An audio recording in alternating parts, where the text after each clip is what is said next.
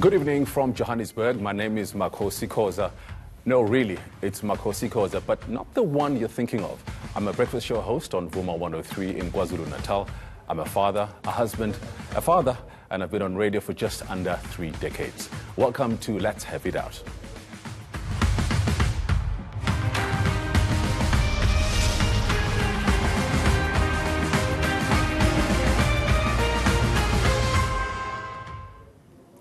Tonight and every night here on ENCA, a variety of different newsmakers will get their chance to host this program, interview people with whom we disagree, and give you a chance to get involved in the conversation, unfiltered, accountable, and accessible. And it all starts now. Now, we spend a big part of our lives listening to radio in our homes, cars, online, in offices, and generally anywhere, everywhere we can. But what is radio?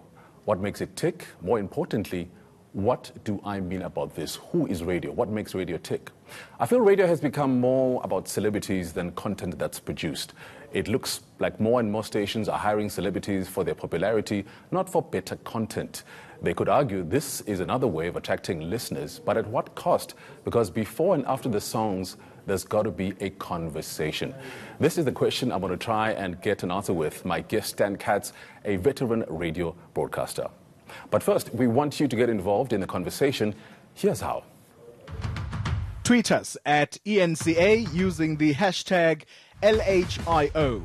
Call us on 011-759-6340. Or send us a WhatsApp or WhatsApp video on 082-884-6370. And make sure those videos are no longer than 30 seconds, please. The legendary Stan Katz, everybody. Thanks for joining me, Stan. Sadly, due to budget cuts, we couldn't have, rent a crowd. So this is about as much as I'm used to this. On radio, you don't have a bigger crowd than this. True. That's in the very studio, true. that is. It is theatre of the mind. Now, getting straight to it, Stan, does the talent you hear on radio impress you?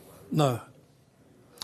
And there's a reason for that. I think, just to contextualize it, radio is in the business of delivering prospects to advertisers. And they're going to look for hosts who will attract, in the first place, listeners, which they can package and sell to advertisers. So now, I don't know if we're supposed to be adversarial in our discussion, but I agree with you on some points. Today, you will get a job on radio if you've got a big social media following. Is that a good thing, though, Stan? No, it's not a good thing. Radio is about content, it's about theatre of the mind. There are so many platforms today. The platforms have been commoditized, and content is king. But we're not hearing content. Also, radio stations are over-researched. So if you're doing research and your competitor's doing research and the research is accurate, you're going to come up with the same answers. And you're going to land up with cookie-cutter radio. You listen to just about any station today, and they sound alike. So when I got into radio, I didn't get into it because I wanted to be a celebrity. Don't lie, Stan. We all know it's about the fun. I got into it because I love the medium. Yep. And what set radio apart was theatre of the mind, creating stories that played out in people's imaginations. That dimension has gone. I mean, it's all one-dimensional now. It's not three-dimensional. There's nothing left to the imagination. So all people are doing, all radio personalities, if you can call them that, are doing links. And all the music sounds the same. Whose fault is that? I think it's the fault of the radio stations. Radio stations have become over-formatted as well. You see, personality radio means you're in touch with a real person. Sure. So if you want to cut out all the irritants, because time spent listening is a key metric. You want people to listen to you for as long as possible. You want to cut out the irritants. And what are the irritants?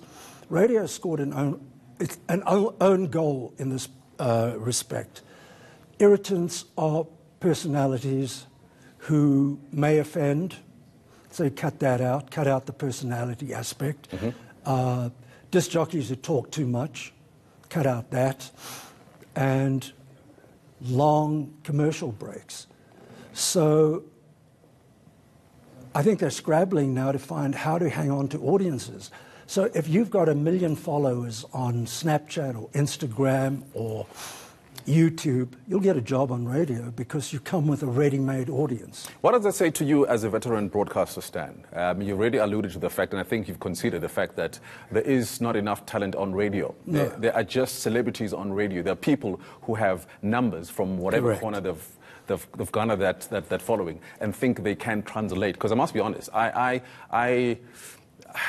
get despondent when I hear these so-called celebrities. I'm not going to name names here, but if you have a radio station of your choice and you listen to the people who are behind that mic, and you wonder what the hell were they thinking. Firstly, it's either a delusion of grandeur on the part of the celebrity, and then also short-sightedness, I believe, on behalf of the management. But the reason is, why are we allowing this to happen? Management's allowing this to happen. Now, I'll tell you what the key problem is. Preparation. People are not putting prep into their shows. Now, I was fortunate enough to work with some top personalities in the United States. These guys would spend a day preparing a 3-hour show.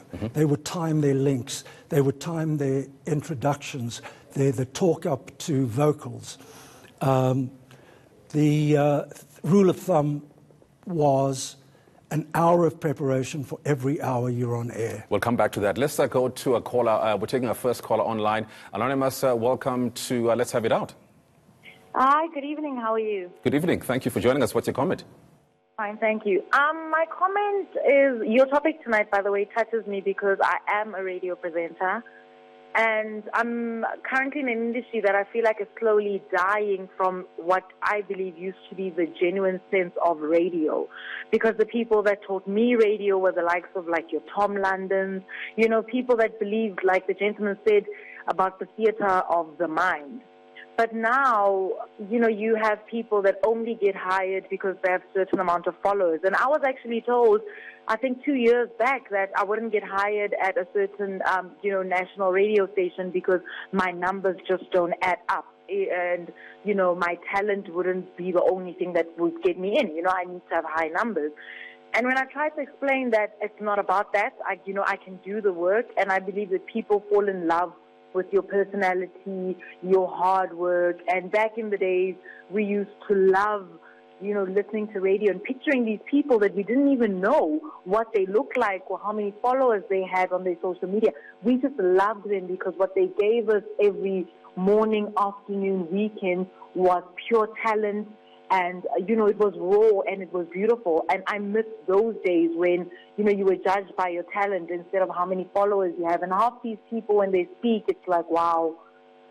Anonymous, I can give you some unsolicited advice. You have a great future in radio. I can tell you're passionate about it. I don't know if you have 2 cents to say, Stan Katz, but thank you so much. We're going to take more calls later on in the show as well. That passion, that theater of the mind, why is it? I think the problem with radio is that because it's theater of the mind, it looks easy. But if you do it well enough... It's damn hard. Exactly. It's damn hard. Yeah. You've got to put in the work. And I'll tell you, you raised an interesting point when you said, is it management? When I was starting out, I worked with some incredible program managers. These were people who knew the business and the art and science of radio. Now, I've always said radio is part art, part science, and a little bit of magic. Sure. And there is no magic. The magic has gone because the program managers don't know any better. I don't know how many program managers are air checking their talent on a daily or weekly basis to go take a show and dissect it. You could have done this, you could have done that, why did you do that? That's how I learned. Sometimes it was painful, but boy, did I learn. And I don't think that is happening at too many radio stations. Veteran broadcaster Stan Katz is with me, and he says the magic is gone. We're going to go to an ad break and hopefully have more of your comments.